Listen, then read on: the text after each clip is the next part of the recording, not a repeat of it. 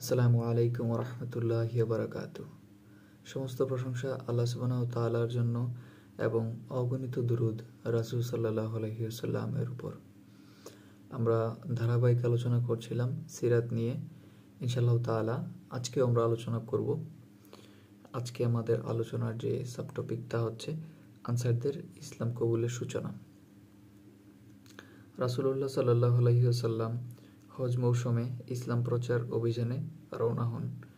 এমনই এক অভিযানে আকাবা উপত্যকায় কাছে আনসারদের খাজরাজ গোত্রের কিছু লোকের সঙ্গে দেখা হয়। তিনি তাদের আল্লাহর দিকে দাওয়াত দেন, তাদের সামনে ইসলাম পেশ করেন এবং কুরআন মাজিদ তেলাওয়াত করে শোনান। এসব লোক মদিনায় ইহুদিদের প্রতিবেশে বসবাস করত এবং তাদের কাছে শুনত খুব কাছাকাছি সময়ে একজন নবী আবির্ভূত হবেন।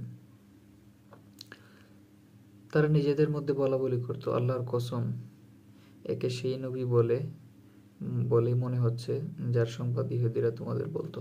অর্থাৎ রাসূলুল্লাহ সাল্লাল্লাহু আলাইহি ওয়াসাল্লামকে দেখেই তারা বুঝতে পারলো যে ইহুদিরা যে নবীর কথা বলেছিল যে শেষ নবী একজন আসবেন, তিনি হচ্ছে সেই নবী। দেখো, ইসলাম গ্রহণের ক্ষেত্রে কেউ যেন তোমাদের আগে না যেতে পারে, মানে যত আগে ইসলাম গ্রহণ করা যায়। তারা এক্ষুনি তার সত্যতা মেনে নিল এবং তার নিকট আরজ করল, আমরা আমাদের কওমকে ছেড়ে এসেছি। আমাদের সেই কওমের ভেতর যতটা অন্যায়, ফাসাদ ও বিভেদ এতটা আর কোনো কওমে নেই। মানে তারা ইসলাম কবুল করলো এবং তাদের দল তারা ছেড়ে আসলো। যারা যারা ছিল তাদের কওমে, তারা সব ধরনের অন্যায়, অত্যাচার, পাপে লিপ্ত ছিল এবং তারা এটাও হচ্ছে বয়ানে জবানিতে দিচ্ছিল যে তাদের ওইরকম পাপ আর কোনো গোত্র আর কোনো কওম করে নাই, বিধায় তারা ছেড়ে আসছে ওদেরকে। ঠিক আছে, ওকে। সম্ভবত আপনার মাধ্যমে আল্লাহ তাদের ঐক্যবদ্ধ করে দিবেন এবং বলতেছে আর কি, একটা হোপ, আশা যে মহানবী সাল্লাল্লাহু আলাইহি সাল্লামের মাধ্যমে সব কিছু আল্লাহ ঠিক করে দিবেন বা সবাইকে আল্লাহ ঐক্যবদ্ধ করে দিবেন, এটা তাদের একটা ধারণা। ওকে, আমরা ওইখানে গিয়ে তাদের ব্যাপারে জানাবো এবং তাদের দাওয়াত দিব। মানে তারা ইসলাম কবুল করছে এবং ওইখানে যাবে, গিয়ে হচ্ছে ইসলামের দাওয়াতটা তাদের মধ্যেও ছড়াই দিবে। আপনিও তাদের সামনে সেই সব জিনিস পেশ করুন যা আমরা কবুল করেছি। যদি আল্লাহ তাআলা তাদের আপনার পেছনে ঐক্যবদ্ধ করে দেন, তাহলে আমরা আপনার চেয়ে বেশি সম্মানের অধিকারী আর কেউ হবে না আর কি। ওকে, তারা ঈমান আনার পর স্বদেশ ফিরল। মদিনায় পৌঁছে তারা তাদের অন্য ভাইদের সঙ্গে রাসূলুল্লাহ সাল্লাল্লাহু আলাইহি সাল্লামের সম্পর্কে আলোচনা করলো আর কি, অন্য ভাইদেরকে জানাইলো আর কি রাসূলুল্লাহ সাল্লাল্লাহু আলাইহি সাল্লাম সম্পর্কে। আচ্ছা, উপরে আমরা আকাবা বলছিলাম একটা জায়গায়, তাই না? যে এক অভিযান আকাবা উপত্যকায় যেটা হয় আর কি। তো এখানে বলছে যে আকাবা অর্থ হচ্ছে ঘাঁটি। এটি মিনা পর্বতের মক্কার দিকে অবস্থিত। এটি পার্বত্য অংশে কিছুটা আড়ালে, যা অবস্থান জামরাতুল কুবরার কাছেই। সম্ভবত এজন্যই জামরাতুল কুবরাকে জামরাতুল আকাবাও বলা হয়। ওকে,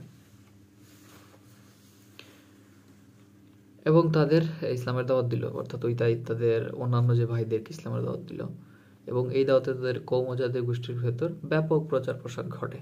মানে পজিটিভলি আনসারদের এমন কোনো ঘর ছিল না যেখানে তার সম্পর্কে আলোচনা না হয়েছে। যাক, আলহামদুলিল্লাহ, তারা কিন্তু এটা ভালোভাবে নিছে এবং কবুল করছে। ঠিক আছে, যত পাপই করুক না কেন তারা আলটিমেটলি কবুল করছে, এটা হচ্ছে ভালো ব্যাপার। ওকে, এরপর হচ্ছে আকাবার প্রথম বায়াত। ঠিক আছে, পরের বছর, মানে যে বছরের কথা বললাম এখন, এর পরের বছর হজ মৌসুমে আনসারদের 12 জন লোক আকাবা উপত্যকায় রাসূলুল্লাহ সাল্লাল্লাহু আলাইহি ওয়াসাল্লামের সঙ্গে মিলিত হলো এবং তার পবিত্র হাতের উপর চুরি, ব্যভিচার, সন্তান হত্যা থেকে বিরত থাকা এবং ভালো কাজের অনুসরণ ও তাওহীদের ওপর বায়াত নিল। অর্থাৎ হচ্ছে কি যে যে যে খারাপ কাজ করছে ওই খারাপ কাজ থেকে হচ্ছে বের হয়ে আসা, বিরত থাকা এবং ভালো কাজের বায়াত নিছে আর কি, মানে নসিহত নসিহত নিছে আর কি, মানে রাসূলুল্লাহ সাল্লাল্লাহু আলাইহি ওয়াসাল্লামের পক্ষ থেকে আর কি। ওকে, যখন তারা ফিরে যেতে চাইল তখন রাসূলুল্লাহ সাল্লাল্লাহু আলাইহি ওয়াসাল্লামের তাদের সঙ্গে হযরত মুসআব ইবনে উমাইর রাদিয়াল্লাহু তাআলা আনহুকে পাঠান এবং তাকে বলে দেন তিনি যেন তাদের কোরআন শেখান, ইসলামের তালিম দেন এবং তাদের দ্বীনি তথা ধর্মীয় মাসালা মাসাইল জানিয়ে দেন। তাকে মদিনায় মুকরি বা কোরআন পাঠদানকারী বলা হতো। তিনি আসাদ ইবনে জুররাহ এখানে মেহমান হয়েছিলেন এবং সেখানেও তিনি ইমামতির দায়িত্ব পালন করতেন। ওকে, এরপরের যে সাবটাইটেল বা সাবটপিক সেটা হচ্ছে আনসারদের ইসলাম কবুলের আসল কারণ। ইনশাআল্লাহ তাআলা যদি বেঁচে থাকি এটা আগামীকালকে পড়বো যে কেন তারা আসলে এত দ্রুত এত সুন্দরভাবে ইসলাম কবুল করছে, এই কারণটা আমরা কালকে দেখবো ইনশাআল্লাহ তাআলা। সে পর্যন্ত সবাই ভালো থাকুন, আমার জন্য দোয়া করবেন যেন আল্লাহ সুবহানাহু ওয়া তাআলা আমার মতো পাপী বান্দাকে ক্ষমা করে দেন এবং কবুল করেন, আমার নাজাতের ব্যবস্থা করে দেন ইনশাআল্লাহ তাআলা। অনেক ভুলভ্রান্তি হয়তো এই ক্ষুদ্র জীবনে হয়ে গিয়েছে, আল্লাহ যদি ক্ষমা না করে আমাদের যাবার আর কোনো জায়গা নাই। সো সেজন্য আমাদের ক্ষমাও চাইতে হবে, ক্ষমাও চাচ্ছি আমরা সেই মহামহিম পরম করুণাময় স্রষ্টার কাছে, যেন আল্লাহ সুবহানাহু ওয়া তাআলা আমাদেরকে ক্ষমা করে দেন, আমি সহ সবাইকে যেন ক্ষমা করে দেন। সবার প্রতি আহ্বান রইল আল্লাহ সুবহানাহু ওয়া তাআলার কাছে আসুন, ক্ষমা চান, ওনার কাছাকাছি থাকুন। যারা মারা গেছে আল্লাহ সুবহানাহু ওয়া তাআলা যেন তাদের সবাইকে কবর আযাব মাফ করে দেন এবং জান্নাতুল ফেরদৌস দান করেন।